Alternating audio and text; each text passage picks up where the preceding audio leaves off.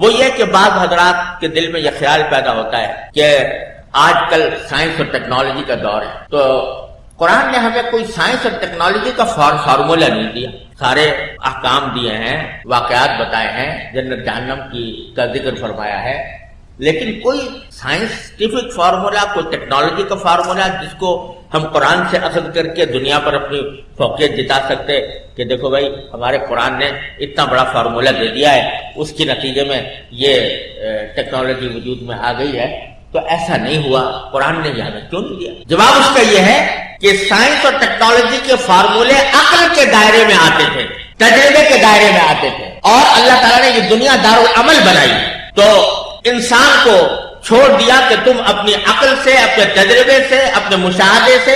جتنا جتنا کام لوگے، محنت کرو گے، ٹیکنالوجی میں آگے بڑھتے چلے جاؤ گے۔ لیکن قرآن اس جگہ آتا ہے جہاں عقل کی رہنمائی محدود ہو جاتی ہے، قرآن اس جگہ آتا ہے جہاں عقل پوری طرح رہنمائی نہیں کر پاتی، وہاں پر قرآن کی ہدایت آ جاتی ہے۔ اس لیے وہ قرآن کا موضوع ہی نہیں ہے، وہ انسان کی عقل کا موضوع ہے، تجربے کا موضوع ہے، اور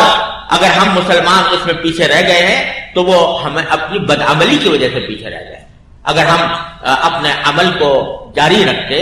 اور تجربات اور اپنے علم کو آگے بڑھاتے تو پیچھے نہ رہتے۔ اللہ تعالیٰ نے یہ دنیا دارالعمل بنائی ہے، جو اپنے علم اور تجربے سے فائدہ اٹھائے گا وہ اللہ تعالیٰ اس کی دنیا میں اس میں کامیاب فرمائیں گے، چاہے وہ مسلم ہو یا غیر مسلم ہو۔ اللہ تعالیٰ کی یہ سنت۔ وہ میں آج ہی صبح کہہ رہا تھا کہ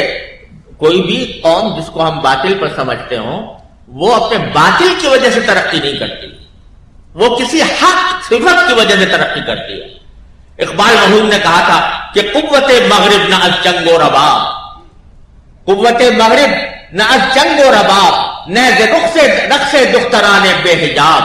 نیز شہر ساحران لال روس، نیز عریاں ساکو نے از قط موس، قوت افرنگ از علم و فنت، از ہمیں آتش چراغش روشنت، حکمت از قطع و برید جامنیش، مانے علم و ہنر عمامنی۔ وہ کہتے ہیں کہ مغرب کی قوت چنگ و رباب کی وجہ سے نہیں ہے، موسیقی کی محفلوں کی وجہ سے نہیں ہے، نیز رقص دختران بے حجاب، اس کی قوت اس وجہ سے نہیں ہے کہ اس کی عورتیں ننگی ناچ رہی ہیں، نیز شہر ساحران لال روس، اس کی وہ قوت اس وجہ سے نہیں ہے کہ انہوں نے عورتوں کے حزن کو بازار کا ایک سرمایہ بنا دیا ہے، نیز عریاں ساقو نے القط موس، اور وہ اس وجہ سے بھی نہیں ہے کہ انہوں نے پنڈلیاں ننگی کر لی ہیں اور بال تراش لیے ہیں۔ قوت افرنگ از علم و فنت، اس کی اگر قوت ہے تو وہ اپنے علم یعنی سائنس اور ٹیکنالوجی فن کی وجہ سے ہے۔ از ہمیں آتش چراغش روشنت، پھر کہتے ہیں کہ حکمت القطع و برید جامنی، حکمت اور علم یہ کپڑے بدلنے سے حاصل نہیں ہوتا کہ آپ کوٹ پتلون پہن لیں تو حکمت آ گئی اور امامہ پہن لیں تو حکمت غائب ہو گئی، نہیں، بلکہ حکمت القطع و برید جامنی مانے علم و ہنر عمامنی، یہ عمامہ اگر کسی نے پہنا ہوا ہے تو یہ علم و ہنر کے لیے کوئی رکاوٹ نہیں ہے، وہ تو علم اور ہنر تو جو تو عمل چاہتا ہے، وہ جو بھی کرے گا اللہ تعالیٰ اس کو کامیاب فرمائے۔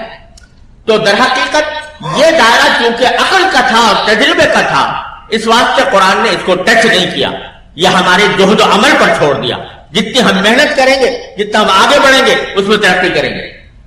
ہاں، جو چیز عقل کے ذریعے تنہا معلوم نہیں ہو سکتی تھی وہ اللہ نے قرآن کے ذریعے بتائی، اس میں بتایا کہ توحید کیا ہے، آخرت کیا ہے، جنت کیا ہے، جہنم کیا ہے، اور کون سے احکام واجب التعمیل ہیں، کس کے ذریعے انسانیت فلاح پا سکتی ہے، کس کے ذریعے انسانیت گمراہ ہو سکتی ہے۔